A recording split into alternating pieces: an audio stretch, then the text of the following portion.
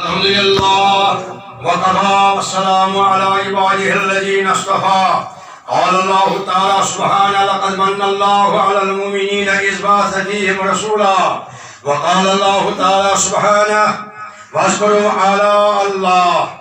أيها المستمعون الكرام، السلام عليكم ورحمة الله وبركاته. هاتان آيتان من كتاب الله التي طلبتهما أمامكم. إحدى منهما لقد من الله، أنعم الله، من الله، أحسن الله تعالى سبحانه على المؤمنين إليهم ببعثة هذا الرسول عليه الصلاة والسلام.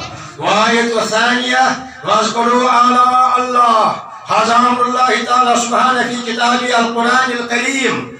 هكذا نقول للمؤمنين إلى يوم القيامة. هكذا نقول: أمرنا الله تعالى سبحانه أن نحمد ونشكر على نعم الله. فلا بد لكل مؤمن أن يحمد ويشكر الله تعالى سبحانه على كل نعمة. وفيما تكون في قلبه العقيدة راسخة على أن سيدنا نبينا محمد صلى الله عليه وسلم رئيس كل بركات الله تعالى سبحانه وعاصم النعم كلها، ويجب أن يستذكر هذه النعمة البركة ورحمة في حياته كلها، ولا سيما في شهر ربيع الأول الذي ولد فيه نبينا محمد رسول الله صلى الله عليه وسلم. نعم، لا جرم ما كان النبي صلى الله عليه وسلم لم يزد في هذا الشهر شيئا من العبادات، وما ذلك إلا لرحمته بأمته ورفقة بهم.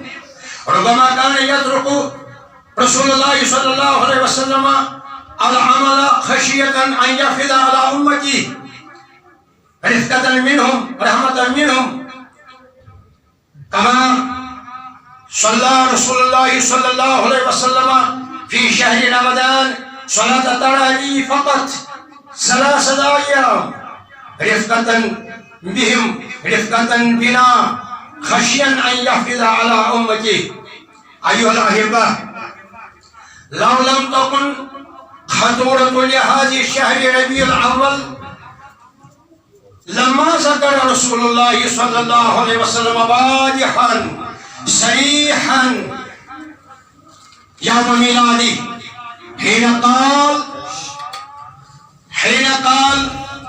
ذاك اليوم ولدت فيه. يروي هذا الحديث المسلم من المحدثين. لا ينكر الإنسان معي أن استعرض رسول الله صلى الله عليه وسلم ولادته. لا يجهد أحد من المثقفين. وفي البخاري يقول عن تلك الامرأة السعيدة التي كانت مولاة أبي لهب فعتقها أبو لهب فأرضعت نبي محمد صلى الله عليه وسلم. هذا السؤال يبدو هذا السؤال لما أعتقها أبو لهب؟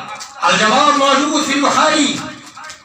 ولما ولد محمد رسول الله صلى الله عليه وسلم أنها بشرت أبا لهب بمولده وأعتقها نفس الوقت. وكذلك في البخاري موجود: ولما مات أبو لهب وليه بعض أهله بشر حيبة قال: ماذا لقيت؟ قال: لم ألقى بعضكم غير إني سقيت في هذه بأنني أعتقت ثريا.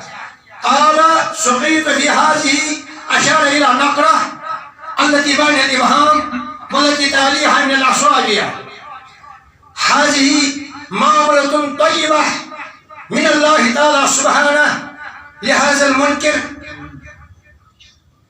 نقول هكذا عامله الله تعالى سبحانه معاملة حسنة، مع أنه كان جاهدا ولم يكن مستسلما. فضلا عن المؤمن، فضلا عن المسلم الذي يكن في قلبه هدى النبي محمد صلى الله عليه وسلم، هو الذي يجمع المسلمين المؤمنين متتبعا على رصيف ما، على منصة ما، على منبر ما، ويذكر عندهم ولادة النبي محمد صلى الله عليه وسلم متتبعا والله سبحانه وتعالى يشجع في كتابه المبين في القرآن الحكيم، يشجع الإنسان الشخص الذي يقوم بعمل حسن متطلعا حسبة لله، وإذ يقول في كتابه ومن تطوع خيرا فإن الله شاكر عليم. هذه آية من سورة البقرة. أيها الأحبة، أيها المؤمنون، هكذا يعيش الحفلة، يستذكر الأحاديث النبوية ويستعرض الحوادث الصحيحة التي ظهرت على سبيل الجد عند ولادة النبي محمد صلى الله عليه وسلم، أي عند مولده. كما يقول أعيان الدين نبلاء الإسلام حينما ولد محمد صلى الله عليه وسلم حفظ الله تعالى سبحانه على المجاعة وعامل الجدب في الخضرة والطلاوة، وحفظ الله تعالى سبحانه البلد كله إلى المزدهرة، وكيل الله تعالى سبحانه اليأس والقنوط إلى المزدهرة، إلى الرعية. وهكذا أحمد الله تعالى سبحانه نار فارس وتمدد منهم شملا وجملا. وهكذا يحتفل المؤمنون المسلمون في العالم كله بمولد النبي محمد صلى الله عليه وسلم، وذلك في أماكن شتى وفي ربوع متنوعة.